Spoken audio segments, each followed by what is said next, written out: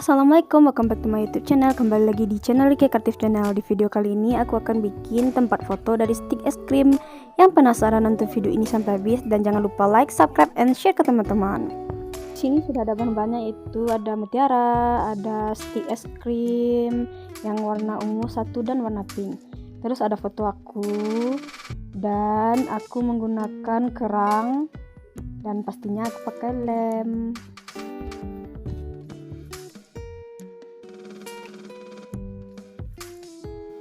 Aku memakai warna pink dan warna ungu stik es krimnya. Ini aku bagi dua, aku sisihkan yang pink dan ungu.